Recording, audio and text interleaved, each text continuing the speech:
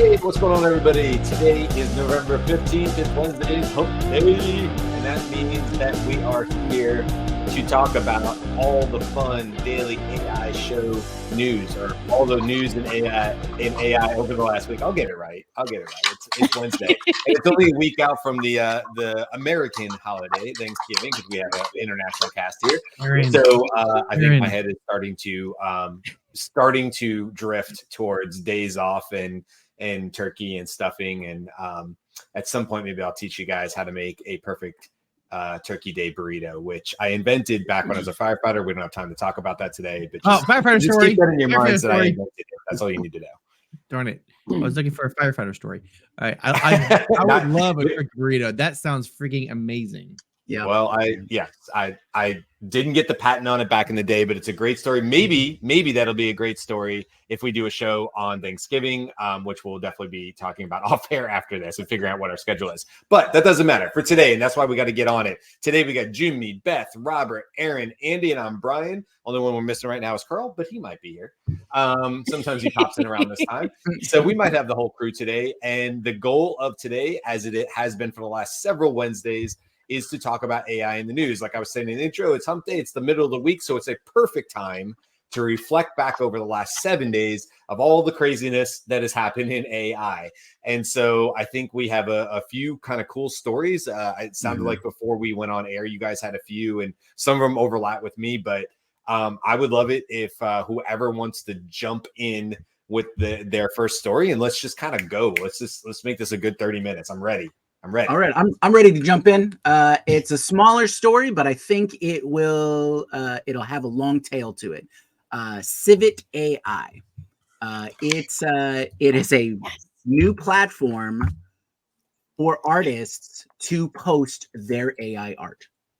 Right? It's a big push to get the creations using these new tools out there, and people can appreciate it, get inspired, and make more art, which I think will lead to more adoption and just spread using AI in all art fields. So that's what I'm really hoping. I have some big hopes on it. We'll see what happens. It could be the new 1995 Deviant Art launch, if you're familiar. But I hope and see great things for it.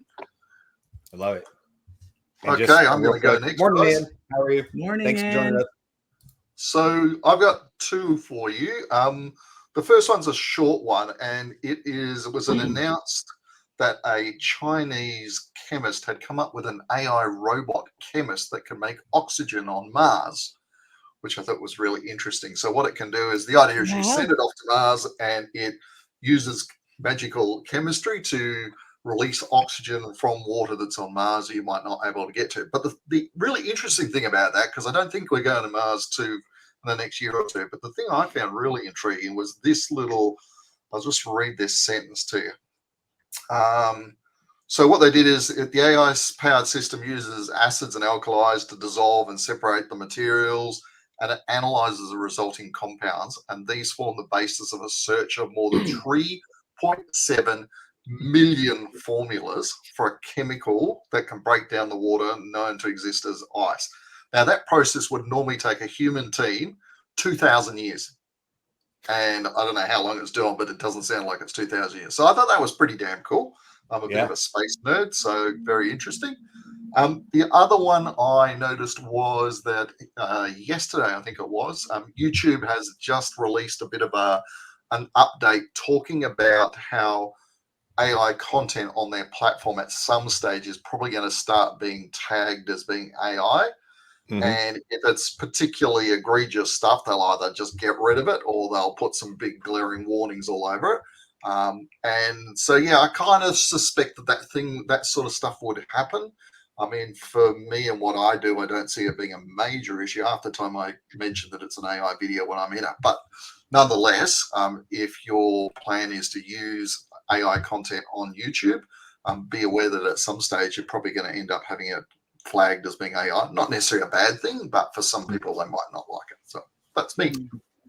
Yeah, I just want to add on that one. I read too on that, Eran, that I thought that was a really interesting story too. It was definitely one of the ones I sort of flagged for this week. And it seemed to me that YouTube will ask the creators if they used AI as part of the process. I don't know how in depth that goes, like any part of the process or the, you know, where that line is, but I'm sure they'll find out. Yeah. And then also I saw that that same sort of announcement also touched on the music industry in terms of, you know, we have, if you've ever gone onto TikTok and gone to the account There I Ruined It, which I highly recommend. It's awesome. And basically it's like parodied songs in the voice of certain people, but it's like Johnny Cash singing, you know, Taylor Swift song, whatever it is, but there's some really, really good ones on it. It's called There I Ruined It, for, you know, the tongue in cheek. So you can go check that out or whatever. So like accounts like that, where it is, at least to me, maybe I don't have the most trained ear, but it sounds like Johnny Cash to me. Obviously it could be passed off as something, you know, obviously it's a recent song beyond his death, but still. So I think it will also, though, like they were talking about rappers, obviously, in music, which is where we see a lot of this, but it's also got to apply to people who start putting out full-on speeches from Steve Jobs that are not him. You know, I mean, he's a huge subject matter expert in the time where he was alive and what he did. And a lot of people look to him as a North Star in some cases of how they might want to look at product design and things like this. I don't have an opinion on that. I'm just saying that like he's obviously a popular figure in that way. And so I think it'll be interesting to see how YouTube handles that as well. I'd imagine the same way, which is you have to basically say this was an AI generated version and so on and so forth. Right. It can't be passed off as unique and original, I guess. So interesting stuff. Yeah. I found the focus was speaking of the There I Ruined It thing. That kind of reminds me of a couple of things I've seen. Is there's one, I think it's a TikTok where they do a lot of Star Trek stuff, and they've got Captain Kirk. I'm not Captain Kirk, Captain Picard doing a voiceover, but it's all sweary and pretty crass and hilarious. Yeah. But it sounds exactly like his voice, so that's bound to be an issue. And then there's another one. What's the other one? I can't remember the other one, but there's a similar one that does something the same. So yeah, I think you're right. Some of those are probably going to either get flagged or possibly even kicked off. So yeah, interesting days. And let's be honest, I want all of my AI to sound like Patrick Stewart and Jean. I want everything to start with Stardate, something, and then tell me what it is. And as I've said with Pi, when I made Pi into like, I think it was a female British voice, I instantly trusted it more. There is something about that. You can talk to me in an American accent all day long, and I'll be like, yeah. Switch that to a British or an Australian accent. I'm like, what would you say? What was that? You know, so I think, you know, I don't know if Patrick Stewart has sold the rights to his AI version voice, but God knows if anybody should, that dude should. There's probably a lot of money to be made there for him. So anyway, that's awesome. I love it. All right. So the story that I want to talk about is a paper that DeepMind dropped that categorized levels of AGI. And so let me pull this up. And what's interesting, AGI is artificial general intelligence, right? So like a broad smattering. So you're better than a human at doing. You're better than a human at doing a variety of things. Are you going to share your screen, Beth? Or are you just going to? I'm going to share the screen. Okay, cool. But you know, as a thingy, there we go. Okay. So this is the table, and what they've done, which is interesting, is they've given it levels, which are similar to the car driving autonomous car, autonomous. Autonomous driving cars. On the left column, and then they've said a narrow, so clearly scoped tasks or set of tasks, like Grammarly, right? Like it's really great at grammar. It's better than 99% of humans at grammar. That's because most Rocket Chroma.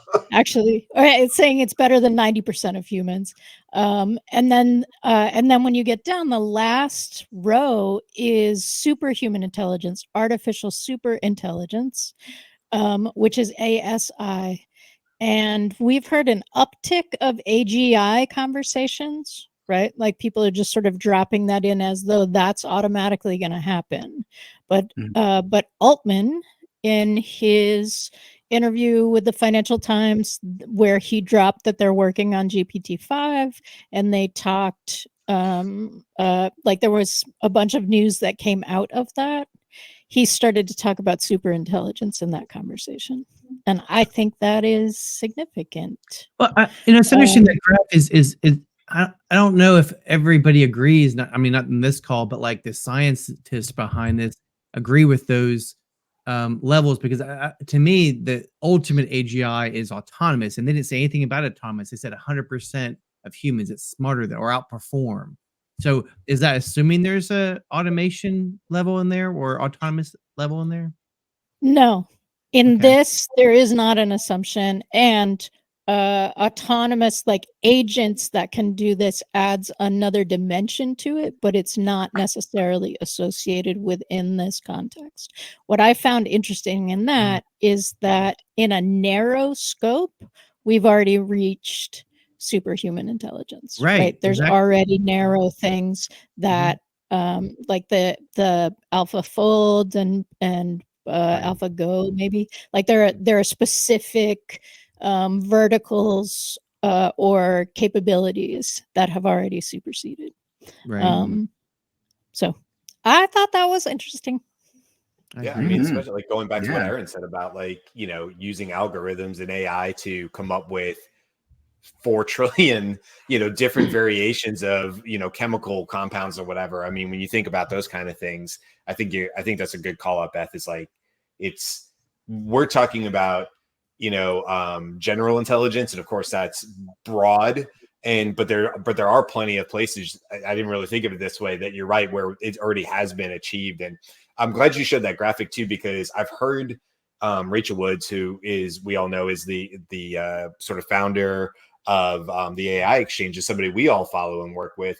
And she's used that on her TikToks before, where she's used the car automation sort of levels to talk about where things are heading. And I think it is a really nice way to sort of compare and contrast, to get a feel for where we are, because I think people have been so familiar with the idea of a truly autonomous driving car, and the things that Waymo have done and had to pull back in certain cities and things like this. So anyway, that's like super interesting. We also sort of a follow-up comment to this. I'm sorry, I don't know who the LinkedIn, he probably came in on one of the other one of our other comment section on LinkedIn, but he or she said OpenAI says they'll decide by committee, which I read about as well, when AGI is achieved in-house, and they're seeking more money from Microsoft, investment to hire talent away from Google. Yeah, we were sort of talking about that at the top here, that OpenAI, as Sam Altman has been pretty open about the idea that things like GPT-5 and moving towards intelligence. I mean, he even had a quote that said something, I'm paraphrasing, about, we're in the business of intelligence. All this other stuff is secondary. We're in the business of intelligence. And he has made it very, very well known. It's very expensive. I think we've all heard that. Extremely expensive to build this new GPT-5, or what that might be, where it moves towards super intelligence. And they need the funding to do that, and Microsoft has deep pockets, so they'll continue to go back to Microsoft, give me all your money. Yeah, it's also from the part of why this paper and the levels drop was helpful, is because there's unlikely to be an agreement across the board. We've reached, like, on August 7th, 2025, we all agree that we have achieved AGI. It's likely to be a slow rollout and a slow realization, and this gives a framework to have conversations across models. Yeah, so I'll add that in respect of their intention to achieve AGI, OpenMind and Sam Altman said that they do not intend to go public, which will allow them as a private company to make some tough decisions about how to. Well, that was interesting. In respect to AGI. I want to. Yeah, I like how Yeah. you said it careful, earlier. careful when people like that spin that kind of stuff, because there's other things that you need to be concerned about when a company decides not to go public, because then we won't get into that, but that's not exactly good news, or he just spun it that way. I do want to do a news article and on the opposite side of what Beth just did. I think it's kind of interesting, and I had a hard time finding the article. I'm going to post it so people can look at it, or maybe somebody can post this for me. So I listen to lots of podcasts, and I heard it on a podcast. So I was trying to find the article while we started, but I couldn't find the exact article. But they did a paper on hallucinations and each language models and the percentage of hallucinating. And I was expected GPT-4 did the best, 3.5, or GPT-4, and then 3.5, and then actually I think it was Anthropic, then Cohere, and then of course worst is Palm. It's like sucks bad. As of course we don't have Karl here to validate how much it sucks, because he levitated on it. But I thought that was a really good parallel to the AGI thing. Is like, well, it's still screwing up. Like it's still hallucinating, and it's still not really actually doing what people think it can do. And they actually did some unique things. They didn't just, in general, they had a test on whether it hallucinated, but then they specifically did it on a series of questions. I think it was wasn't about insurance or something else. I'm rambling, but my point is that on some things it was 20-30% hallucination. Wow. But then in general, I would think it was like 4%, which is the best, I think, from GPT-4. So if you're looking for a model that's less hallucinogenic, that's not the right word. Was high on drugs. Yeah, they're hallucinogenic.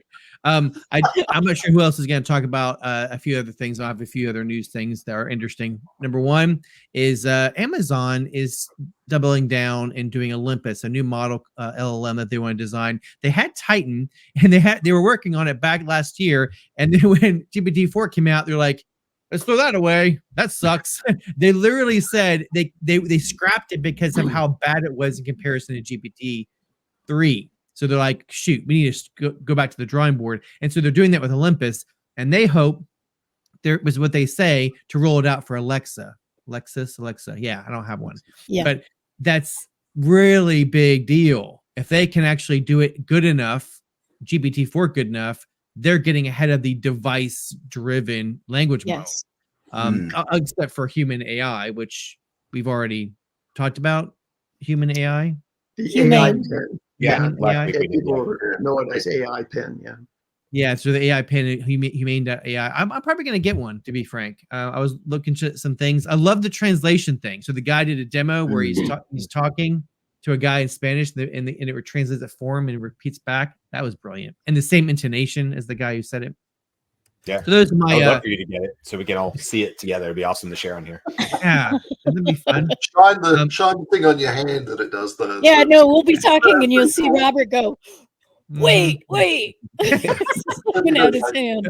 So I want one more. I forgot to say, but if anybody looked at Runway or has been following Runway, they have a new functionality that they call motion brush. So you take a still image of, let's say, a cigarette with smoke, and you mask out the smoke just with a paintbrush, and then it will actually generate a video based on the image.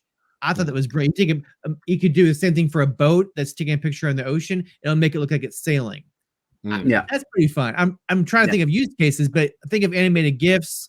That could be a way to kind of create a version of that. Anyway, those are my three news. I have some high expectations. I think it's a great route to go down for certain compositing aspects. So if you can just animate that and take that element, layer it with another image that's, like the sky clouds are rolling, you've got a vehicle moving, you've got smoke coming out of a chimney, and all of those elements, it might help with just compositing an image or compositing a video faster.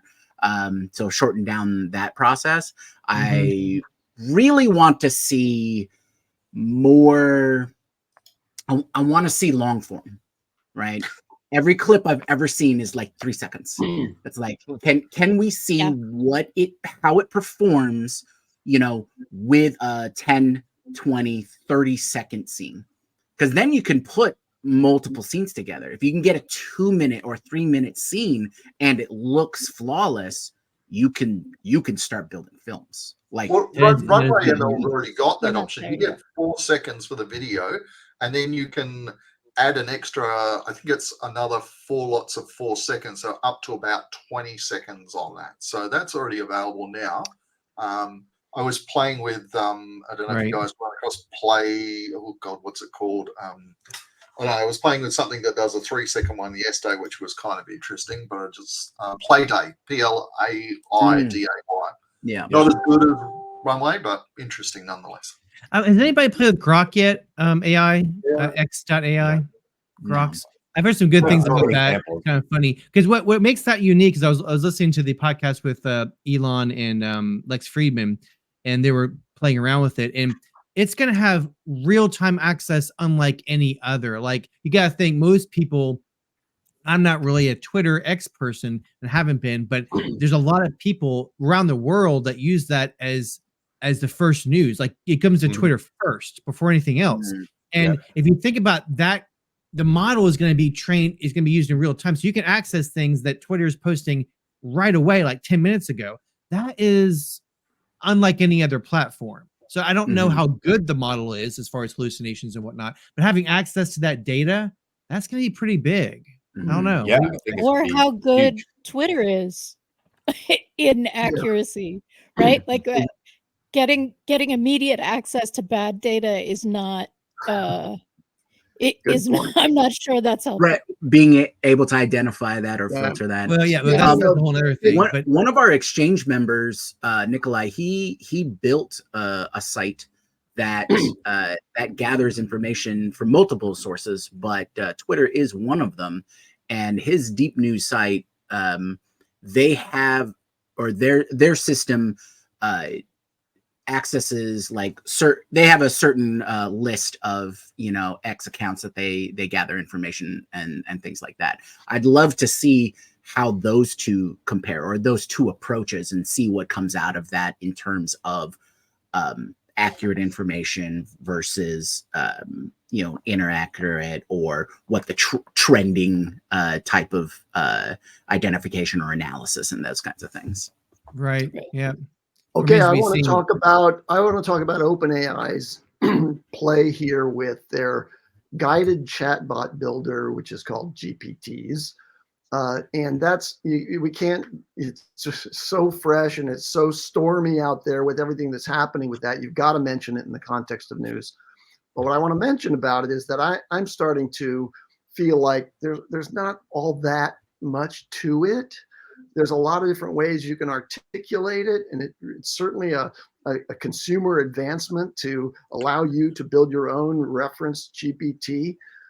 But I'm a little more skeptical now than I was last week about, you know, just how useful this is going to be, because of the limitations that are built into it. Now, those can be corrected, but I wanted to mention that in the news, the response from LangChain, which is is the largest open source community and platform for building AI applications, they've launched and are now announcing this week OpenGPT. We saw it a while, but they have an open source version that's very similar, but actually has a wider range of capabilities. So open source, love it. LangChain pursuing OpenGPT, so you're going to have the guided chatbot builder, which is an interesting feature. Like, it'll help you build the chatbot, using AI on OpenAI. You don't have that with OpenGPT, but it has a lot of other bells and whistles. Two other little bits.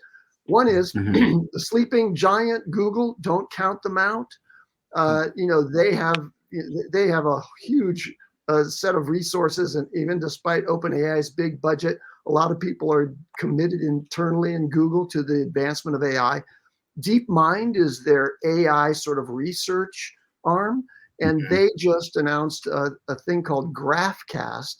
GraphCast is a weather forecasting tool that is beating the major EU and US weather forecasting systems. So you can imagine, just implied in the term GraphCast is that it's looking at all of the movements of this oceans of atmosphere out there, and it's using AI to accurately predict down to the local level what's going to happen in the future periods. That's really cool. Okay, finally, one last thing.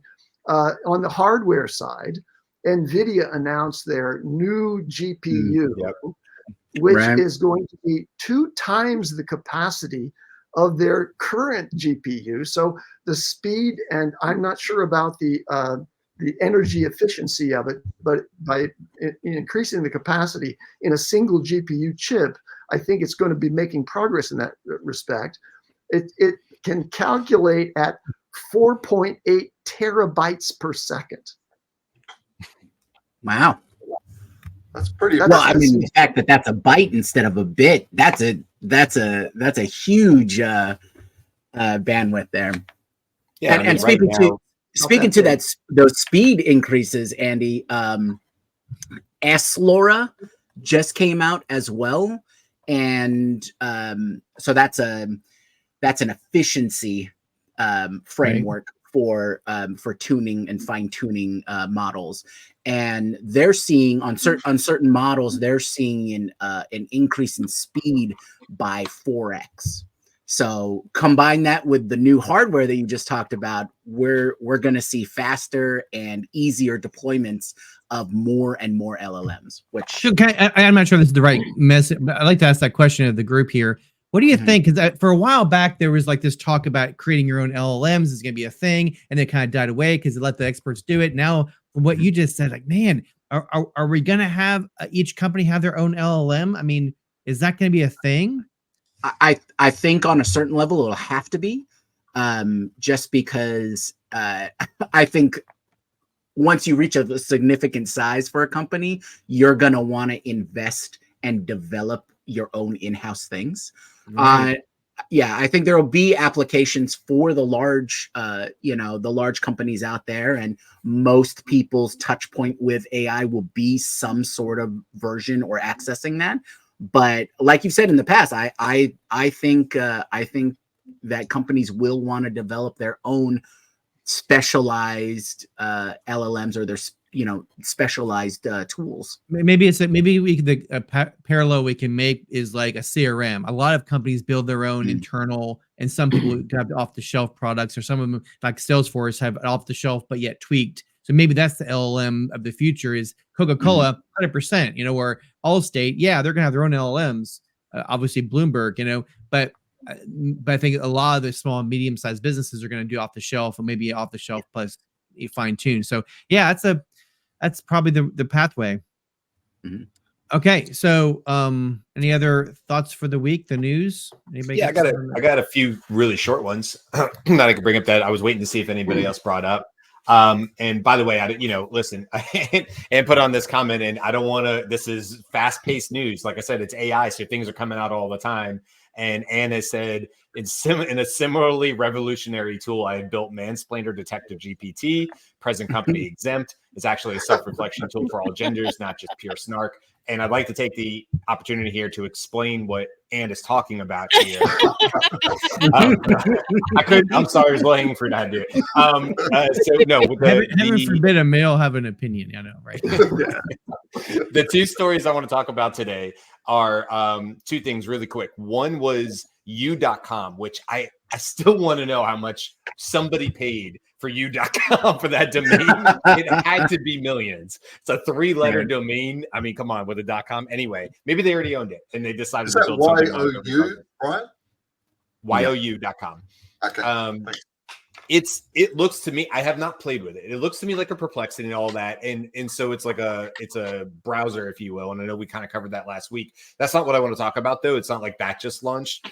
They sort of have a pro model that looks to be about $10 a month. But it was the story that they mentioned about coming out with these APIs that are going to cost $100 per month and going to allow your other models like Llama and Claude, which they say have already jumped on this, to be able to connect through the API to bring in up-to-date information. And U.com is claiming that it'll be better than what you would get out of like a Google snippet, which would just be a short form of what's on that website, that they're in fact going to have these longer forms of, you know, snapshots of the internet that are going to allow these other models, like we can get currently with ChatGPT, to pull in real-time data along with your search criteria. So I think that's really interesting. $100 per month. I'm not really sure at this moment who the end user is for that, but it's interesting nonetheless, because it has been a definite issue with using a tool like, you know, Anthropic, which I love. I would love to have Anthropic or Claude be able to have real-time data. That would be important to me. I think that's a huge, huge differentiator right now. And I wanted to push back bad against Andy with the usefulness of custom GPTs, because there's a huge usefulness for custom GPTs, but that's not in the news. So I won't get into that. But there is, like, I found a lot of cool ways to use it. The other news story I wanted to talk on really cool that I just thought was cool, saw it come across the feed, was Bumble. Bumble is, I didn't realize they've been around 10 years now, but it's a dating app where women always make the first move on the dating app. I got married in 2006, so dating apps were like barely a thing. So I have never had to deal with dating apps or anything. I think kind of, thank God. Yeah, that's a different news story. But what I like about it is Whitney Wolfe Herd, who is the current CEO, but I guess currently about to step back and be replaced by Slack's CEO, Littleine Jones. I hope I'm not saying that wrong. But anyway, the point is talking about how AI will further help and enhance their app, Bumble. So I think it's really cool to see that, because they already were sort of at the forefront of doing a lot of stuff in terms of, you know, making sure there was safety. They were already doing image detection for lewd images. They were like, I always felt like Bumble was really at the forefront of making sure women were protected first on these dating apps and things like that. And I love what she was talking about in terms of continuing to advance and look at the next 10 years of AI and how that can further enhance. And I would imagine all dating apps are going to be pushing hard as well as using AI. But I just found it a really interesting article. Also interesting that she's stepping not away from the company, but stepping down aside from the CEO and bringing in Slack CEO, which is really interesting as well. So those are the two big ones. You guys mentioned a few others, but I wanted to hit those really quick before we wrapped up. Quick question for LinkedIn user. Yes, it does have real-time data. Perplexity.ai can pull web-based stuff. So yeah, definitely, it's like searching the web and using language models. So that's a quick answer. And it appears you.com as well, Ken. You know, I did a really big, I haven't really dove into you.com. So interesting if anybody else has and they want to dive into that, and maybe something we have to bring up in a new one, because I think that was maybe kind of missed on the browser discussion. I wasn't here for that one. Any other, before we super wrap up, any other quick news stories that anybody feels like we definitely wanted to hit, like 10, 20 seconds on it? Anything? I have I guess more of a question. I've been playing with GPTs this week, and Karl's been helping me. And the one thing I found really interesting is it runs out of usage real quick, like you know, you get 25 or 50. So I'm really interested to see, are they going to start introducing options without having to maybe subscribe to a really expensive enterprise account where you can get more of that? Because for my use, it's no good running out, you know, after one run for what I'm trying to do. Yeah, I hope so. I would, you know, think that'll be on $40 the a month, if they side, doubled that the and made it API side. unlimited, I'd be all over it. Yeah. Along those same lines, I haven't been able to verify this because whenever I go to OpenAI, I log into my account, but I have seen a couple places saying that GPT Plus subscriptions are paused.